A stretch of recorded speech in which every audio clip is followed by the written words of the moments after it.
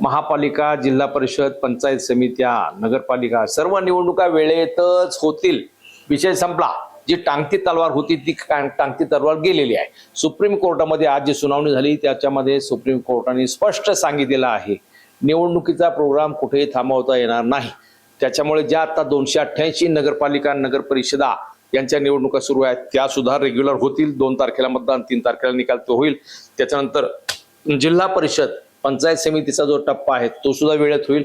नंतर पाठोपाठ महापालिकेचा सुद्धा जो तिसरा टप्पा आहे तो सुद्धा वेळेत पार पडेल. आता हे त्याच्यातून क्लिअर झालेलं आहे. त्याच्यामुळे निवडणुकीवरचा जी टांगती तलवार होती ती निघालेली आहे. कार्यकर्ते हो, कामाला लागा. नमस्कार, मी अविनाश चिलेकर, PCB टुडे मध्ये आपलं स्वागत आहे. राज्य निवडणूक आयोग आणि राज्य सरकार यांच्या संदर्भामध्ये सुप्रीम कोर्टामध्ये 2 लोक गेले होते की 27% ओबीसीचं आरक्षण जे आहे त्याच्यामुळे काही ठिकाणी जे आपल्याला घटनेने दिलेलं आरक्षण मर्यादा आहे 50%ची ती ओलांडलेली आहे. असा जो प्रकार झाला त्या ठिकाणच्या निवडणुका स्थगित होतील असा एक अंदाज होता या सुनावणीमध्ये. प्रत्यक्षामध्ये तसं काही झालेलं नाही. त्याच्यामुळे सर्व निवडणुका वेळेत होतील हे आता स्पष्ट झालेलं आहे. ज्या 27% पर्यंतच्या आरक्षणाची मर्यादा म्हणजे 50% पर्यंत आरक्षणाची मर्यादा होती त्या ओलांडलेल्या जवळपास 2 महापालिका, त्याच्यामध्ये चंद्रपूर आणि नागपूर आहे. त्याशिवाय 57 नगरपालिका, नगरपंचायती, 17 जिल्हा परिषदा आणि 84 पंचायत समित्या यांनी 50% आरक्षणाची मर्यादा ओलांडलेली आहे. म्हणजे नंदुरबारमध्ये 100%, धुळ्यामध्ये 95% आरक्षण. त्याच्यामुळे तिथल्या निवडणुकांबद्दल काहीतरी सुप्रीम कोर्टाचा निर्देश येतील, आदेश देतील की त्या निवडणुका घ्यायच्या नाहीत, स्थगित करायच्या किंवा पुढे ढकलायचं. प्रत्यक्षात तसं काही झालेलं नाही. 21 जानेवारीला या संदर्भात पुन्हा सुनावणी होणार आहे. 21 जानेवारी 2026ला. आणि तो त्यावेळेस जे काही निर्णय होईल त्याला या सर्व निवडणुका बांधील राहतील. उद्या समजा त्यावेळेस असा काही निर्णय झाला की तुम्ही आरक्षणाची मर्यादा ओलांडली आहे त्याच्यामुळे तुमची निवडणूक रद्द, तर ह्या झालेल्या निवडणुका सुद्धा त्यावेळेस रद्द होतील.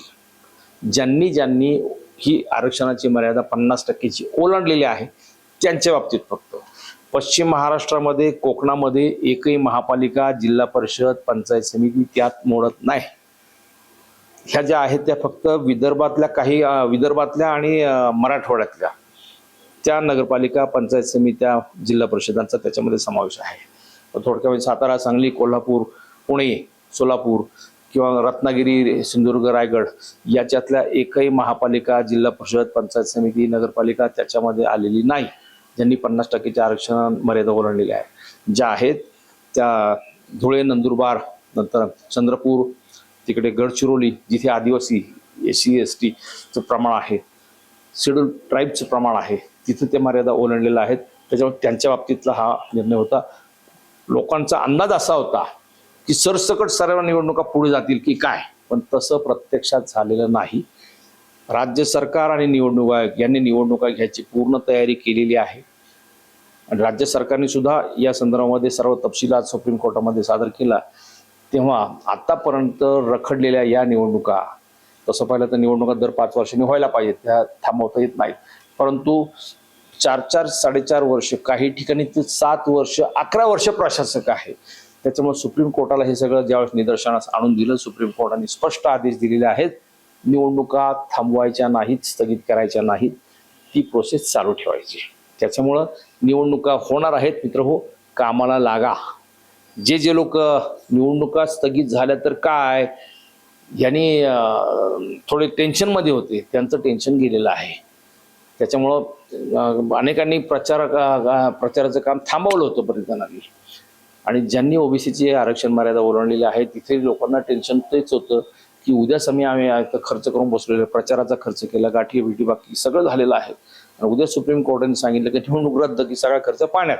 प्रत्यक्षात तसं काही झालेलं नाही. ह्या निवडणुका होणार आहेत. त्याच्यामुळं ते टेन्शन घेऊ नका. आता निवडणुका होतील या दृष्टिकोनातूनच कामाला लागा. आताची ही लेटेस्ट अपडेट आहे म्हणून खास तुमच्यासाठी हा व्हिडिओ मी शेअर केलेला आहे. त्याच्यामुळं राज्य सरकार सुद्धा आता राज्य सरकार म्हणजे राज्याचे मुख्यमंत्री, 2 उपमुख्यमंत्री आणि हे सगळे महायुतीतले पक्ष हे जे ज्या पद्धतीने जोमाने प्रचाराला लागलेले त्यावेळेसच तो अंदाज आला होता की सुप्रीम कोर्टाचा साधारण निकाल काय असू शकेल. पण आज ते क्लिअर झालं, त्याच्यावर शिक्कामोर्तब झालेलं आहे. त्याच्यामुळं निवडणुका 100% होणार आहेत. कामाला लागा. धन्यवाद.